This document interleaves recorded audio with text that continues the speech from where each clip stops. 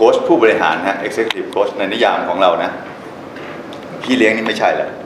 นะครับอันนี้เตรียมกันก่อนเข้าใจกันก่อนพี่เลี้ยงก็คือเมนเตอร์ใช่ไหมมันก็มีบริบทเมนเตอร์พี่เลี้ยงที่ปรึกษาใช่ไหมอาจารย์ณรงค์วิทย์เป็นพี่เลี้ยงของพวกเราหลายคนในห้องนี้ใช่นะแต่ว่า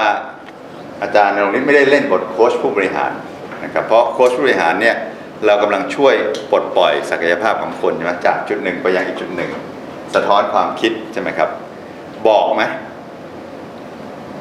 น้อยมากนะครับน้อยมากใช่ไหมทำไมถึงไม่บอกให้คิดเองนะครับเพราะว่าอะไรเพราะบอกส่วนใหญ่คนก็ไม่เชื่อหรอกใช่ไหมฮะเนาะถ้าเชื่อป่านนี้ก็ทุกคนก็ทำตามหมดแล้วไม่ต้องมีโค้ชถูกไหมฮะเพราะว่าหัวหน้าในที่ทำงานเนี่ยบอกให้คนทำงานเนี่ยคนยังไม่ทำตามเราเคยเจอประสบการณ์บอกแล้วลูกน้องไม่ทำตามหรอกเนาะเปลี่ยนคำถามใหม่มีท่านมีลูกน้องคนไหนบ้างที่บอกแล้วก็ทำตามเราทุกอย่างเดียเลยมีใช่ไหมโอเคดีครับก็ประชากรส่วนใหญ่ไม่ค่อยเป็นอย่างนั้นใช่ไหมฮะทีนี้มีใครในห้องนี้ที่หัวหน้าเราบอกแล้วเราทำตามทุกอย่างเดียเลยผมด้วยโอเคแล้วคุณสมศักดิ์เป็นคนพิเศษแหละจะปฏิบัติกับคุณอย่างพิเศษนะทีนี้ประเด็นก็คือว่าทำไมมนุษย์ส่วนใหญ่บอกแล้วไม่ค่อยทำตามแต่ละคนมีความคิดของตัวเองอยู่ค่ะถูกต้องใช่ไหมฮะแต่ละคนมีความคิดของตัวเองเพราะว่าถ้าทุกคนคิดเหมือนกันหมดเนี่ยเราลองนึกภาพอย่างนี้ทำไมชั้นเรียนหนึ่งมันไม่เป็นที่หนึ่งหมดเลยถูกไหมไม่เกรด4หมดเลยนะฮะแล้วก็เกรด4บางคนอยู่ห้องเดียวกับเราเรียนแมทช์ดีมากเลยไปห้องหนึ่งเรียนวาดเขียนดีมากเลยแมทช์ไม่ได้เรื่องใช่ไหมครับหรือเราเองเก่งบางอย่างไม่เก่งบางอย่างฉะนั้นเนี่ยย้อนกลับมาคือว่าการที่เราจะช่วยผู้บริหารที่ประสบความสำเร็จให้เก่งขึ้นหน้าที่ของโค้ชผู้บริหารคือว่าทำยังไงให้เขาคิดได้ดียิ่งขึ้นช่วยเขาคิดแล้วทักษะสำคัญที่ช่วยคืออะไรครับพูดถามฟังนะแต่ถ้าลำดับแล้วเนี่ยฟังก่อนถามแล้วก็พูดเสนอแนะน้อยที่สุดนะครับน้อยที่สุดไม่ใช่พูดไม่ได้สอนไม่ได้แต่ใช้ด้วยวิธีน้อยที่สุดนะเพราะว่าบอกเข้าไปแล้วส่วนใหญ่คนไม่ค่อยทำตามนะครับอันนี้คือเราเตรียมบริบทก่อนว่าโค้ชผู้บริหารคืออะไรทีนี้เปลี่ยนกลับมาที่พวกเราบ้างอยากถามอะไรเมื่อพูดถึงเรื่อง executive coach แล้วนะครับท่านอยากรู้อะไรอยากถามอะไรเชิญครับคำถามผมอยากถามว่าในเมื่อผมมีปฏิสัมพันธ์ที่แบบสุดขั้วคือเชื่อพี่ชายทั้งหมดแต่ก็เกลียดวิธีการสอนเขาชิบเป๋งจะทำยังไงคุณสมศักดิ์จะทำยังไงล่ะวิธีการของผมคือผมกรองก่อนว่าสิ่งที่เขาสั่งหรือเขาอยากให้ผมทำเนี่ยเป็นเรื่องดีไหมเป็นเรื่องชอบไหมเป็นเรื่องทำไปเพื่อประโยชน์ส่วนตัวหรือประโยชน์ของชนหมู่มาก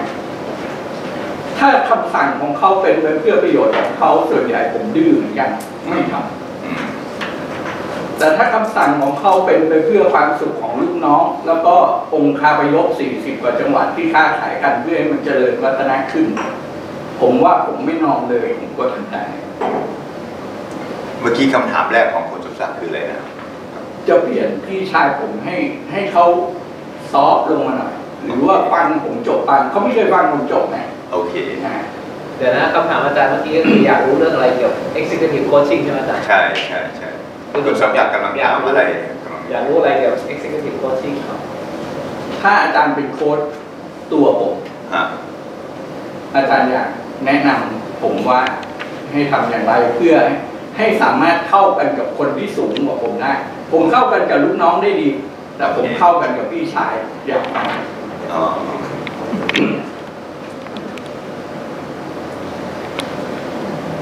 ไม่รู้สิ ผมเปลี่ยนตัวผมเองได้ผมเปลี่ยนคุณสมศักดิ์ไม่ได้ใครจะเปลี่ยนคุณสมศักดิ์ได้ดีที่สุดไม่มีใครเปลี่ยนได้จริงแล้วจำเป็นต้องเปลี่ยนไหมเพื่อให้มันแมทกันกับเป้าหมายที่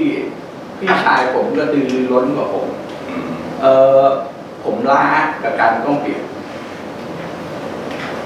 อาจารย์เคยโพสต์ไว้บน Facebook ว่าคนที่พึงพอใจกับความสำเร็จในชีวิตแล้วเป็นคนที่หยุดแล้วพัฒนาหรือมีพระช้าๆคุณสุนทรอยู่กับปัจจุบันนิดหนึ่งนะตอนนี้เพื่อความยุติธรรมเนี่ยเรามากัน30 กว่าคนใช่ไหมผมไม่สามารถให้คุณครับพูดถามในคนเดียวได้หมดนะครับดังนั้นอาจจะต้องย้อนกลับมาเรากำลังคุยเรื่องบริบทโค้ชผู้บริหารอยู่ใช่ไหมคุณสมศักดิ์กำลังถามผมว่าทำยังไงจะเปลี่ยนตัวเองใช่ไหมใช่ป่ะคำถามของคุณทำยังไงจะเปลี่ยนตัวเองผมไม่ค่อยมีปัญหาในด้านการเปลี่ยนตัวเองขึ้นไปนะฮะแต่ว่าบางทีผมรู้สึกว่าเป้าหมายที่คนอื่นคาดหวังกับผมมันเยอะไปแบบแล้วมันจำเป็นต้องเปลี่ยนอันนี้ถ้าอย่างนั้นก็ผมไม่รู้จะแฮนเดิลคุณยังไงนะคุณเดี๋ยวผมขอสรุปคำถามนี้คำถามอาจารย์ก็คือว่าเราอยากรู้เรื่องอะไร executive coaching ถูกไหมครับคำถามคุณลุงศักดิ์น่าจะบอกว่านะจะ handle คนที่สมมติคุณลุงศักดิ์เป็นโค้ช executive เหมือนกันมีประธานบริษัทแล้วนั่นเถอะอันนี้อาจจะเป็นประเด็นว่าจะโค้ชยังไงกับคนที่เขามีหัวหน้าสูงขึ้นไปอีกทีนะฮะแล้วเดี๋ยวผมอยากให้ท่านอื่นถามด้วยนะน่าจะเป็นคำถามที่ยิงเข้าไปหาอาจารย์มากกว่าครับคือเดี๋ยวอาจารย์จะตอบอันไหนยังไงก็ได้ผมติดคำถามคุณไว้ก่อนเลยคุณเชิญคุณทอมมี่ครับขออนุญาตถามว่าถ้ามีโค้ชมีมองจุดแข็งมากกว่าจุดอ่อนคำถามว่าโค้ชจุดแข็งจะเป็นว่าจุดแข็งมากกว่าในอะไรของดึงขึ้นมาหมายความอีกทีฮะโค้ชจุดแข็งทำไมนำโค้ชเขาแล้วจะมองว่าโค้ชเดียวเนี่ยเขาที่ศึกษามาว่าเขาจะไปดึงจุดแข็งที่มาใช้ก่อนให้เขาไปทำเองก่อนมากกว่าที่เราจะเป็นพัฒนาจุดอ่อนครับทำไมถึงดึงจุดแข็งโอเคดีผมทวนนะเพื่อพวกเราจะได้ฟังถามเหมือนกันเพราะว่าผมอยากโยนคำถามกลับให้พวกเราคิดนะแล้วผมจะช่วยตอบในกรณีที่มันถ้าพวกเราตอบได้อยู่แล้วผมก็ไม่จำเป็นต้องตอบใช่ไหมครับทำไมเราโฟกัสที่จุดแข็งใช่ไหมคำถามว่ากับผู้บริหารนะทำไมไม่โฟกัสที่จุดอ่อนโอเคใครอยากช่วยผมเชิญนะคุณนนท์ก็เกิดกับตัวเองนะครับจุดอ่อนคือภาษาอังกฤษเรียนมาทั้งชาติแล้วยังก็พูดได้แค่นั้นนะครับจริงๆคือผมว่าการเอาเวลาและทรัพยากรไปใช้กับจุดแข็ง productivity ในชีวิตจะเพิ่มขึ้นหลายเท่าแต่การเอาเวลาทรัพยากรไปถมจุดอ่อนเนี่ยเพราะมันเป็นจุดที่เราไม่ชอบหรือจุดที่นะยังไงก็ไม่ดีถมไปมันก็เท่ากับมาตรฐานผมคิดว่าถ้าโค้ชเอาเวลาหรือทรัพยากรไปใส่จุดแข็งน่าจะช่วยให้ไปได้เร็วกว่าแล้ววันหนึ่งพอจุดแข็งประสบความสำเร็จมันจะกลับมากำจัดจุดอ่อนเหมือนธงชัยพูดภาษาอังกฤษไม่ได้ผมเห็นได้แชมป์พูดภาษาอังกฤษต่อเลยเพราะไปอยู่เมืองนอกทั้งปีครับดีครับดีท่านไหนอยากช่วยประเด็นนี้สำคัญเพราะผมคิดว่าคำถามนี้ดีมากเป็นคำถามที่คนส่วนใหญ่จะต้องใช้คำว่าอะไรสวนกับความเชื่อของคนส่วนใหญ่ถูกไหมเรามักจะบอกว่าเราต้องโฟกัสที่จุดอ่อนใช่ไหมฮะแต่ว่าเรากำลังพูดถึงโค้ชผู้บริหารนะครับตอนนี้ต้องเตรียมกันดีๆก่อนว่าโค้ชเนี่ยมันมีหลายบริบทใช่ไหมโค้ชในการทำงานหัวหน้าโค้ชลูกน้อง on the job coaching นะพนักงานเข้ามาใหม่ไม่รู้เรื่องวัฒนธรรมองค์กรเลยหัวหน้าสอนงานว่าวัฒนธรรมองค์กรเป็นยังไงนี่คือ on the job coaching ใช่ไหมครับอันนี้ต้องบอกต้องสอนสเต็ปในการทำงาน on the job coaching นะแต่เรากำลังพูดถึงว่าคนที่ระดับสูง CEO นั่งอยู่แล้วอยู่ๆเขาจ้างเราไปเพื่อโค้ชเนี่ยนะครับอันนี้กำลังพูดถึงบริบทว่าทำไมเราควรให้ความสนใจจุดแข็งมากกว่าจุดอ่อนอาจารย์นรงวิทย์บอกว่าเพราะมันยากนะครับสถิติที่ผมทำเนี่ยนะครับ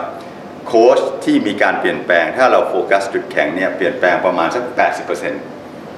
ะครับดีขึ้นผิดหูผิดตานะ8 ใน 10 คนอีก2 ใน 10 คนไม่เปลี่ยนแปลงแต่ถ้าโฟกัสที่จุดอ่อนเนี่ยนะครับมีดีขึ้นเพียง1หรือ2 20% นะครับอีก 80% เหมือนเดิมหรือถอยหลังโค้ชจุดอ่อนแล้วถอยหลังเพราะอะไรลองเดาสิไปโค้ชแล้ว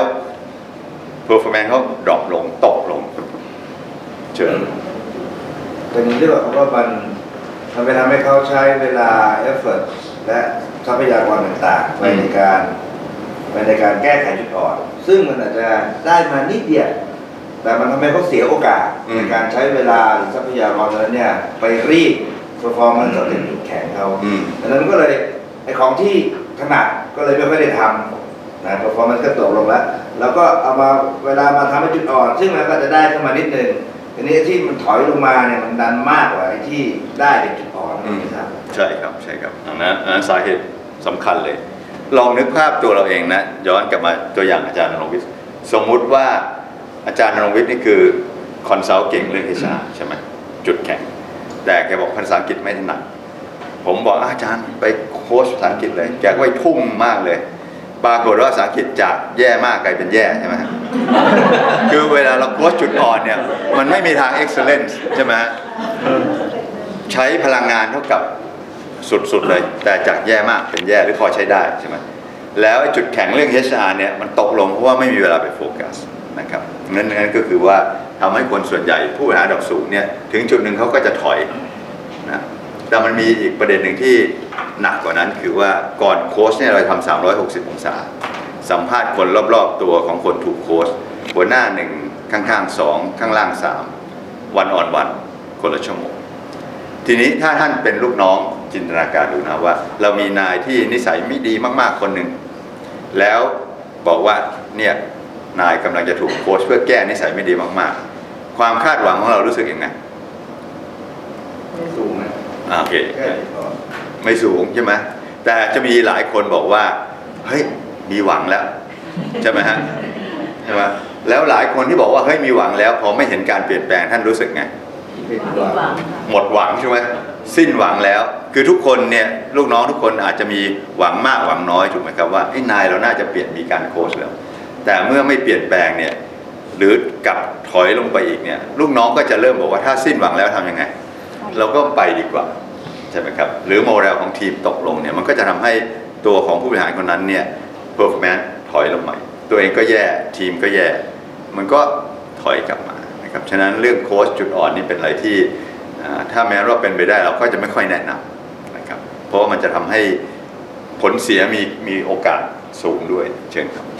นะครับนั่นมี2 คำถามนะคำถามแรกคือทีนี้ถ้าสมมติว่าเราเป็นลูกน้องของเซ็กซี่คนนั้นเนี่ยเขาบอกว่าจะมีคนมาโค้ชหัวหน้าเราปั๊บเนี่ยสิ่งหนึ่งที่ลูกน้องก็จะคิดเลยก็คือว่าเอาละอย่างนี้ไปนิสัยชั่วๆของหัวหน้าหายไปใช่ไหมฮะสมมติว่าเขามีจุดอ่อนว่าดุเก่งด่าเก่งไม่มีโค้ชมาเดี๋ยวหายดุแล้วว่านะหรือว่าเป็นคนแบบว่าใจร้อนนะฮะไม่ละเอียดรอบคอบเดี๋ยวมีโค้ชมาคงจะละเอียดมากขึ้นเลยแต่ทีนี้พอเราเข้าไปปั๊บเราก็ไม่แตะจุดอ่อนใช่ไหมครับเราไปทำในจุดแข็งอื่นๆที่มันดีขึ้นดังนั้นเนี่ยลูกน้องก็จะเห็นจุดอ่อนโอหน้ายังคาอยู่อย่างนั้นแล้วเขาอาจจะมีความรู้สึกแบบก็ไม่เห็นช่วยแก้ไขอะไรเนาะหรือเปล่าครับถ้าเราโฟกัสที่จุดแข็งใช่ไหมครับประสบการณ์ส่วนใหญ่ที่ผมทำเนี่ยพอไปถึงจุดหนึ่งคนจะเริ่มเอาจุดอ่อนของตัวเองมาพูดนะแล้วเขาอาจจะไม่เปลี่ยนนะแต่ที่ดีขึ้นคือความรู้ตัวนะครับประเด็นของการโค้ชจุดแข็งข้อดีก็คือว่ามันช่วยให้เจ้าตัวเขารู้ชัดมากขึ้นว่าตัวเองมีความถนัดอะไรแล้วก็ในทางกลับกันเขาก็จะเริ่มยอมรับได้ว่ามันเขาเองก็มีจุดอ่อนนะครับในทางปฏิบัติเนี่ยพอโค้ชไปสักระยะหนึ่งแล้วเนี่ยเรื่องจุดอ่อนตัวของโค้ชชี่จะเป็นคนนำขึ้นมาทีนี้ลองนึกภาพตัวเราเองว่าเริ่มต้นมีคนมาโฟกัสที่จุดแข็งเราใช่ไหมฮะแล้วเราพัฒนาไปแล้วเราเป็นคนเอาจุดอ่อนขึ้นมาเนี่ยกับเริ่มต้นด้วยคนอื่นบอกว่าเกียงศักดิ์มีปัญหาเนี่ยอันไหนมันจิตวิทยามันง่ายกว่ากันใช่ไหมครับมันก็ง่ายๆแค่นี้นะแล้วเราเปลี่ยนยากแต่ว่าอย่างน้อยคนมีความรู้ตัวเองมากขึ้นผมไม่อยากรู้ว่าการที่ผมเป็นคนปากจัดมันทำให้ productivity พนักงานแย่ขนาดนี้นะอย่างเงี้ยครับแต่นึกภาพว่าวันแรกเรามาเราเกียงศักดิ์คุณเป็นคนปากจัด productivity แย่ฉะนั้นคือต้องแก้ปฏิกิริยาแรกคืออะไรต่อต้านใช่ไหมครับเพราะว่าเขานั่งอยู่ตรงนี้ได้เนี่ยขนาดที่บริษัทไปจ้างโค้ชมาแสดงว่าเขา